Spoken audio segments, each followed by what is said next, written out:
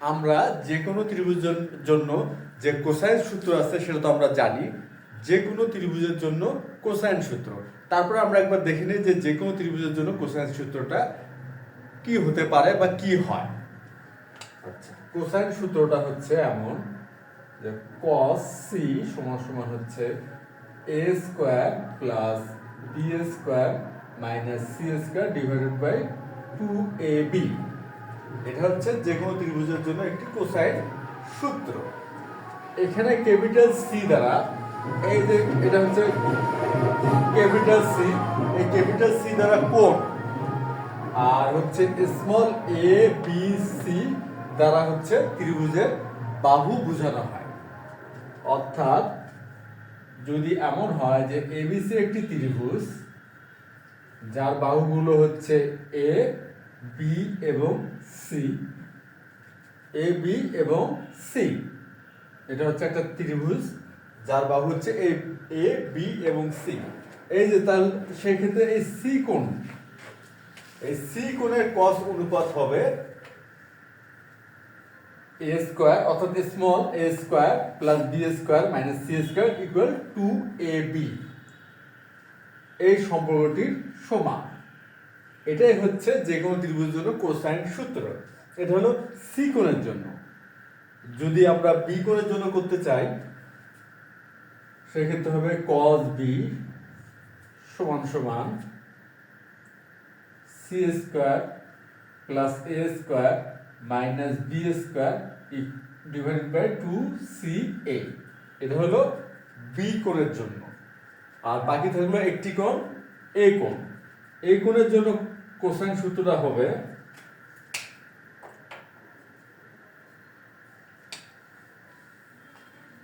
cos a সমান সমান b square plus c square minus a square divided by 2bc। এই হচ্ছে আমাদের কোসাইন সূত্রের তিনটি ফর্ম তিনটি কোণের জন্য। একটা হলো সি কোণের জন্য কোসাইন সূত্র, একটা হলো বি কোণের জন্য, আর একটা হলো এ কোণের জন্য। আচ্ছা, তাহলে আমরা যে কোনো ত্রিভুজের জন্য আমরা কোসাইন সূত্র দেখলাম। আর আজকে আমরা যে গাণিতিক সমস্যার সমাধানটা করব তার মধ্যে আমরা যেটা প্রয়োজন মনে হবে বা যেটা আমাদের ব্যবহার উপযোগী সেই কোসাইন সূত্রটাই ব্যবহার করব। যেহেতু আমরা কোসাইন সূত্র তিনটি রূপ পেলাম, তিনটি ফর্ম পেলাম, আর তিনটির যে কোনো একটি আজকে আমরা ব্যবহার করব। এরপর আমাদের যে বিষয়টা জানা দরকার সেটা হচ্ছে বর্গের সূত্র, ত্রিপদী রাশির বর্গের সূত্র। আচ্ছা, ত্রিপদী রাশির বর্গের সূত্রটা কেমন হবে? আমরা জানি a plus b plus c whole square সমান সমান লেখা যায় a square plus B square plus C square plus হচ্ছে 2ab plus 2bc plus 2ca। এটা হচ্ছে ত্রিপদী রাশির বর্গের সূত্র। ত্রিপদী মানে হচ্ছে এখানে পদ হচ্ছে তিনটি, এ বি এবং সি। এই ত্রিপদী রাশির বর্গের সূত্রটা হচ্ছে এমন হয়, সেটা কি a square plus b square plus c square plus 2ab plus 2bc plus 2ca।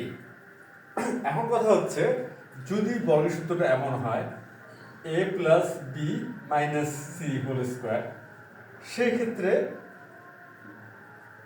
কি হতে পারে? যদি এমন হয় সেক্ষেত্রে হতে পারে, আমরা এটাকে প্রকাশ করবো এইভাবে a plus b plus minus c, অর্থাৎ এখানে এ তো এই থাকলো বি বি আর মাইনাস সি কে আমরা সি এর মতো করে ব্যবহার করব। সেক্ষেত্রে কি হবে দেখি, সেক্ষেত্রে হবে a square plus b square plus minus C whole square plus হচ্ছে 2ab প্লাস 2bc মানে হচ্ছে মাইনাস সি আর 2c মানে মাইনাস a। এখানে যেহেতু সি মাইনাস আছে এই জন্য আমরা এখানে মাইনাসটা ব্যবহার করলাম। সেক্ষেত্রে হচ্ছে আমাদের a square plus B square plus C square plus হচ্ছে 2ab minus 2bc minus two C A, অর্থাৎ A plus B minus C whole square সমান আমরা লিখতে পারবো A square plus B square plus C square plus two A B minus two B C minus two C A. এটাও হচ্ছে একটা ত্রিপদী রাশির বর্গের সূত্র একটা ফর্ম। এটা আমাদের জেনে রাখা দরকার, বা কেননা আমাদের যে কোনো ফর্ম ব্যবহার হতে পারে, এর জন্য আমরা আগে থেকে এই সম্বন্ধে একটা ধারণা নিয়ে রাখলাম। আর এখানে আমরা এটা উল্লেখও করে রাখি। সেটা কি? সেটা হচ্ছে A plus B minus C whole square সমান সমান লেখা যায় A square plus B square plus C square plus two A B minus two B C minus two C এ।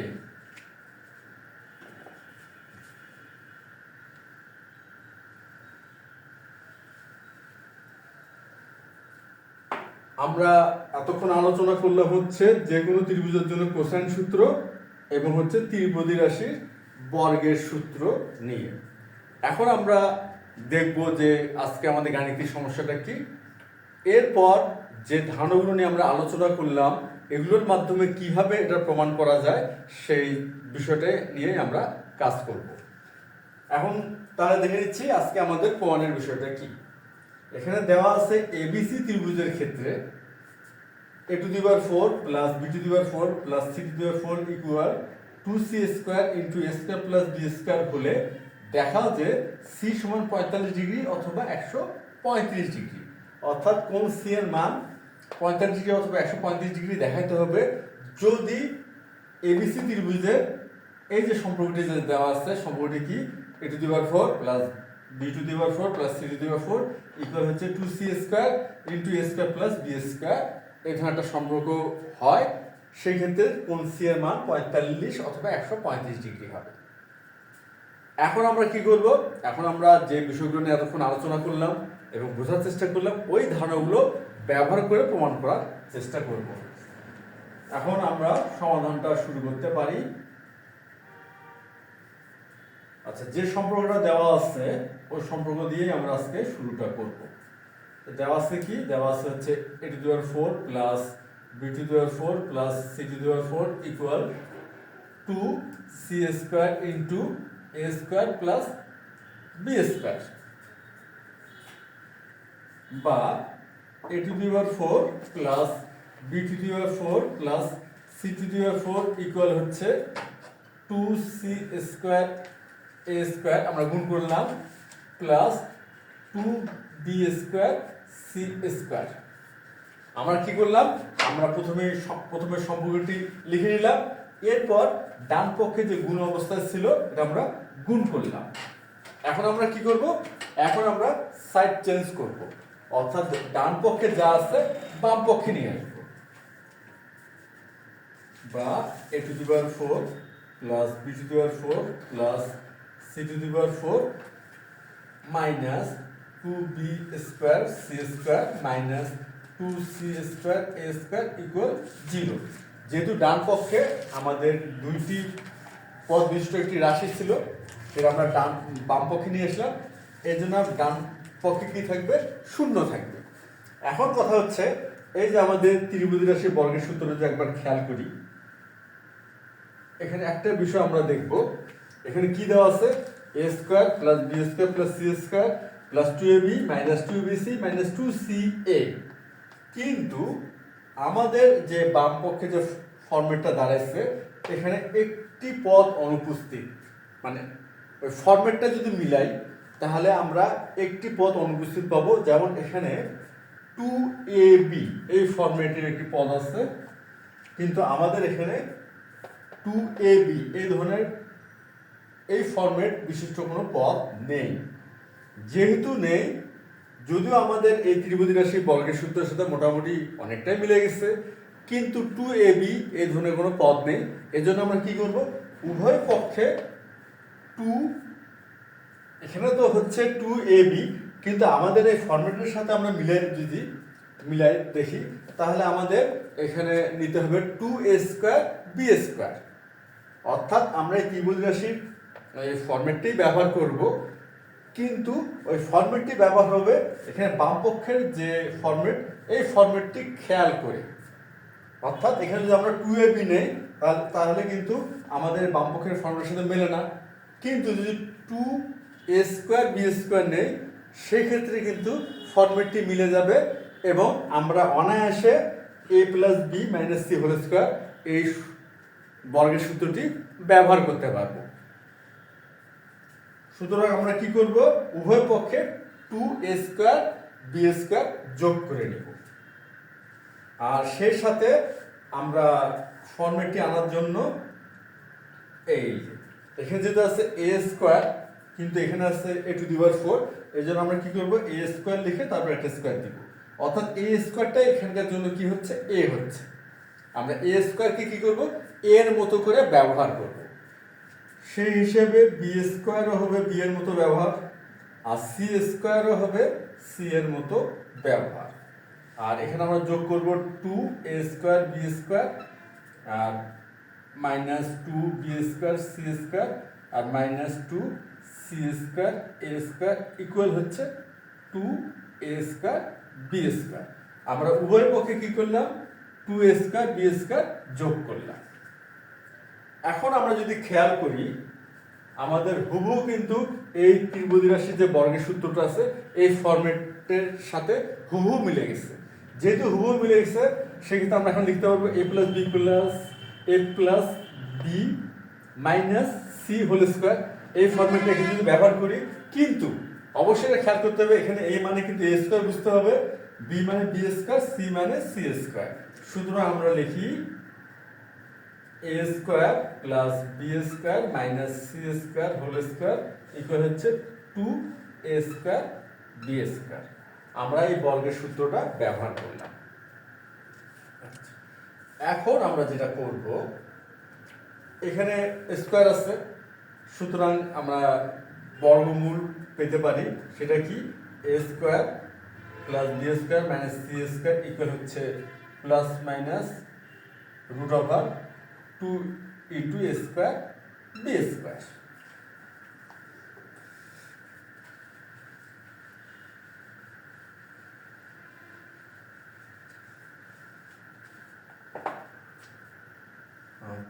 বা এখন আমরা একটা বিষয় খেয়াল করি, আমরা প্রথমেই মানে এই গাণিতিক হিসাবটা শুরু করার পূর্বেই যে কোনো ত্রিভুজের কোসাইন সূত্র ধারণা নিয়েছিলাম। আমরা আরেকবার দেখি কোসাইন সূত্রটা কেমন। কোসাইন সূত্রটা হচ্ছে cos c সমান হবে a² + b² - c² / 2ab। এটা হচ্ছে c কোণের cos অনুপাত, অর্থাৎ c কোণের জন্য কোসাইন সূত্র। এখন আমরা খেয়াল করে দেখি এই c কোণের জন্য কোসাইন সূত্র যে ফরম্যাটটি a² + b² - c² আমাদের বাম পক্ষের সাথে পুরোটা না হলেও অনেকটাই মিলে যায়। বাম পক্ষের সাথে কি হয়, পুরোটা না হলেও অনেকটা মিলে যায়। কিন্তু এখানে দরকার হচ্ছে, এখানে /2ab আছে, কিন্তু আমাদের বাম পক্ষে কিন্তু /2ab অনুপস্থিত। এখন কথা হচ্ছে, এখন আমরা সি কোণের জন্য যে কোসাইন সূত্রটা আমরা জানি সেই ফরম্যাটটা বা সেই সূত্রটা যদি এখানে আমরা ব্যবহার করতে চাই, আমাদের কি করতে হবে, আমাদের 2ab দিয়ে এই বাম পক্ষকে ভাগ করতে হবে। কিন্তু এটা যদি একটা সমীকরণ, আমরা শুধুমাত্র যদি বাম পক্ষকে 2ab দিয়ে ভাগ করি সেক্ষেত্রে কি হবে, তখন এই সমীকরণের মানের অসঙ্গতি দেখা দেবে, ভারসাম্যহীনতা তৈরি হবে বলতে পারা যায়। এই জন্য আমরা উভয় পক্ষকে 2ab দ্বারা ভাগ করব। আর আমরা জানি কোনো সমীকরণের উভয় পক্ষকে যে কোনো সংখ্যা বা রাশি দ্বারা ভাগ করলে সমীকরণটির মানে কোনো পরিবর্তন হয় না। সুতরাং আমরা উভয় পক্ষকে কি করব, 2ab দিয়ে ভাগ করব। আমরা এখন ওই কাজটি করব। তাহলে লিখি a² + b² - c² / 2ab equal, আচ্ছা, আর এখানে কি হবে, এখানে হবে ±√2ab। যেহেতু a² b² আছে তাহলে এখানে আর বর্গমূল চিহ্নটা থাকতেছে না, কারণ a² × b² এর বর্গমূল হবে ab আর 2 এর বর্গমূল √2। সুতরাং আমরা লিখি ±√2ab আর 2ab দ্বারা উভয় পক্ষকে ভাগ করছি, এই যে আমরা এখানে লিখলাম 2ab। এখন খেয়াল করে দেখি আমাদের কিন্তু সি কোণের জন্য যে কোসাইন সূত্রটা আমরা জানি এটার সাথে কিন্তু আমরা এই ফর্মেটটি হুবহু মিল পেলাম। খেয়াল করি আবার এই যে a square plus b square minus c square divide by 2ab, এখানেও কিন্তু আমাদের আসছে a square plus b square minus c square divide by 2ab। এখন আমরা লিখতে পারবো cos c, আর এখানে আমরা খেয়াল করি ab কে ab দিয়ে ভাগ করলে 1 হয়, আর √2 কে 2 দিয়ে যদি আমরা ভাগ করি তাহলে সেক্ষেত্রে হবে √2, অর্থাৎ প্লাস মাইনাস 1/√2।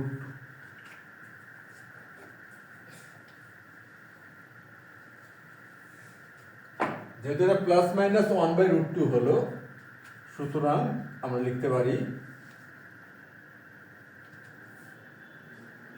cos c সমান সমান 1/√2 অথবা cos c সমান সমান মাইনাস 1/√2।